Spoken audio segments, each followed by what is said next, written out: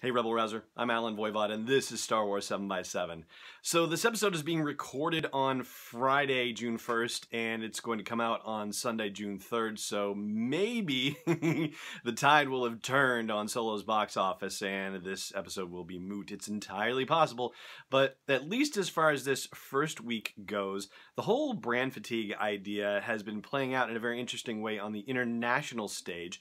As opposed to the performance here in the United States and in North America, where it was considered to be lower than expectations, it was really lower than expectations abroad. It had opened in just about every major market. Japan is not coming until June 29th. Why so long, Japan? That's weird, but anyway. And normally, Star Wars is right around a 50-50 split as far as North America versus the rest of the world in its box office situation, but not this time. No, it's actually a lot less internationally. And so Deadline Hollywood did a piece about the international segment of things, trying to see what they might learn about it and what other executives in the industry might be able to say, if not putting their names to it, then being quoted as anonymous sources and whatnot. So I guess you have to take that sort of thing with a grain of salt. And the head of Disney's worldwide distribution, Dave Hollis, who is actually retiring, so happy retirement, Dave, good for you. He said that they're going to be digging into all the numbers in all the markets and trying to understand what's going on. But the informal ask around by Deadline Hollywood suggests the fatigue thing has come up again. There was one executive who was quoted as saying that Star Wars is, Lucasfilm Disney is milking the franchise, and they overdid it, and they got caught overdoing it, and everybody knew they should have waited until Christmas. Now, that's a refrain that we've been talking about for a long time, and yeah, there's certainly a reasonable argument for it when you see how well the last three movies have performed in December releases. It does kind of make you wonder if perhaps those three movies would not have done as well had they also been released on Memorial Day, but that's another thought experiment for another time. This time, yeah, it's definitely a Memorial Day weekend situation, and it makes it more difficult in addition to the whole having 5 months to promote the movie in the first place, so that didn't necessarily help things whatsoever.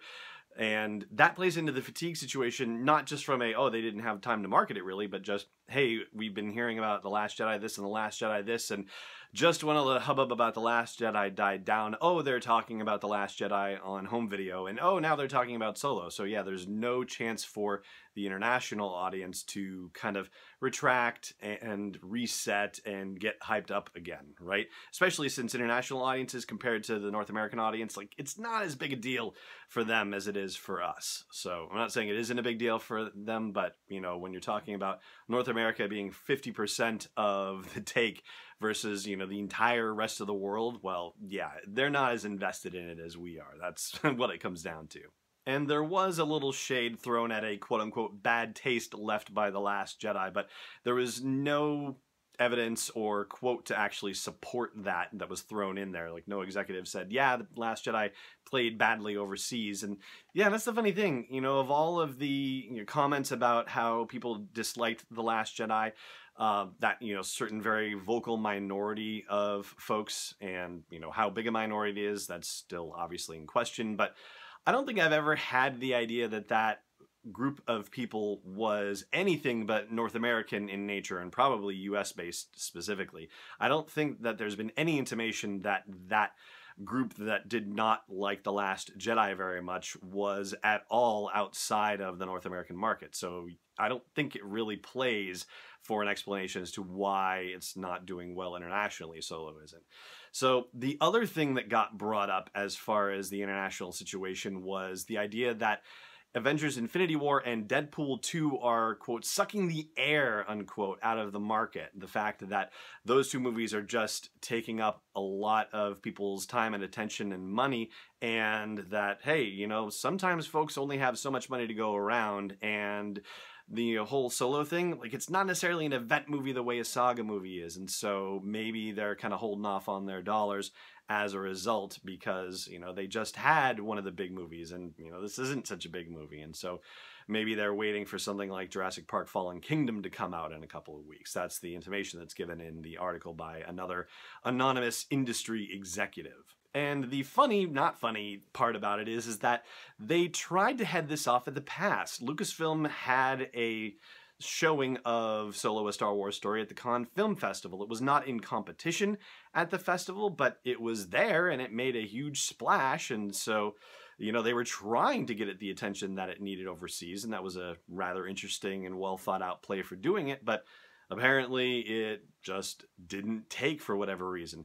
That being said, Deadline Hollywood did say that it's possible that, you know, the interest is just going to take a little time to build, and that the positive word of mouth about the movie, because it is decently reviewed. I mean, yeah, it's not critically raved about necessarily in the same way that the previous 3 movies were, but, you know, the reviews aren't terrible either. And so the fact that there was an increase in box office revenue on the Sunday of the first weekend, so they actually started seeing the numbers going up a little bit. They think that that's a positive sign potentially, but you know, again, the proof will be in the pudding for this weekend, and I'll be checking in on the numbers and doing an official Scoundrel Business episode on Tuesday about it. But for now, that's going to do it for our initial thoughts on brand fatigue and the international connection for Solo: A Star Wars Story. Over on the audio version of the podcast, that's at sw7x7.com/iTunes or wherever you like to listen to podcasts, I will be doing Last Jedi Trivia, so do check that out if you have a moment. For now, though, it just remains for me to say thank you so much for watching this episode, and may the Force be with you wherever in the world you may be.